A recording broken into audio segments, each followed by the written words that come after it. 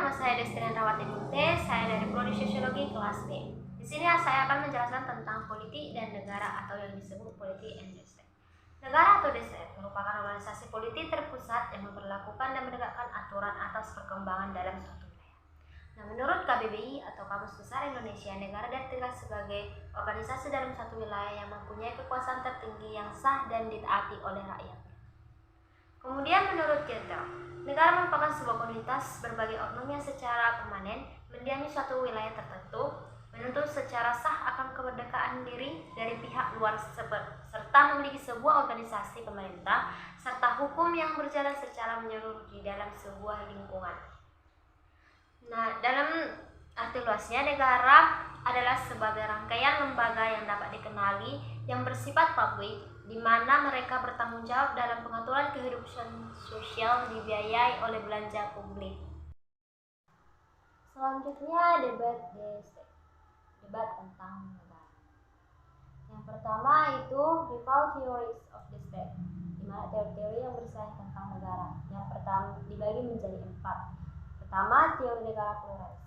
Teori negara pluralis adalah pandangan yang melihat negara sebagai alat yang netral dari aktor-aktor sosial politik yang menguasai atau mempengaruhi suatu negara.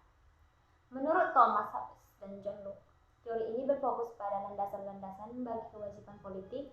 Individu diwajibkan untuk mematuhi dan menghormati negara. Yang kedua itu teori negara kapitalis. Teori ini membahas tentang adanya pembedaan kelas antara kelas borjuis dan proletariat menurut Marxis. Kelas borjuis adalah menunjukkan pada kelas penguasa dari sebuah masyarakat kapitalis, para pemilik dari kekayaan produksi. Kelas proletariat adalah sebuah kelas yang mencari penghasilan dengan cara menjual kekuasaan kerjanya atau disebut kelas bawah atau pekerja. Yang ketiga, teori negara Leviathan. Leviathan adalah nama binatang yang di dalam mitologi Timur Tengah yang amat luas. Di dalam filsafat Hobbes, Leviathan merupakan simbol suatu sistem negara di mana negara harus berkuasa mutlak dan ditakuti oleh semua rakyatnya. Karena hanya dengan cara inilah manusia-manusia dapat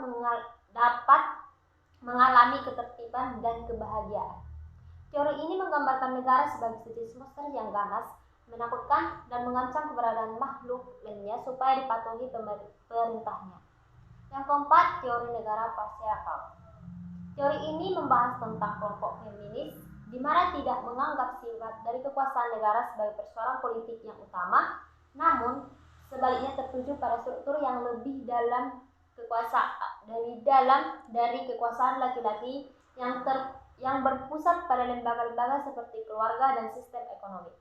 Patriarki dengan demikian mengimplikasikan bahwa sistem kekuasaan laki-laki dalam masyarakat luas mencerminkan dan muncul dari dominasi ayah di dalam keluarga. Patriarki merupakan konsep penting dalam analisis feminis radikal, di mana ia menekankan ketidaksetaraan gender bersifat sistematis, melembaga dan menyeluruh. Selanjutnya, the role of the state atau peran negara. Peran negara yang pernah dikembangkan dalam negara yaitu yang pertama, peran negara minimal. Negara minimal merupakan cita-cita dari kelompok liberal klasik yang memiliki tujuan yaitu untuk menjamin perorangan atau individu untuk dapat menikmati kebebasan yang seluas mungkin. Negara berperan dalam mengkaji kesejahteraan rakyat dan berfungsi untuk menyediakan kerangka perdamaian dan juga tatanan sosial yang mana warga negara dapat menjalankan kehidupan mereka dengan cara yang lebih baik. Yang kedua itu peran negara pembangunan.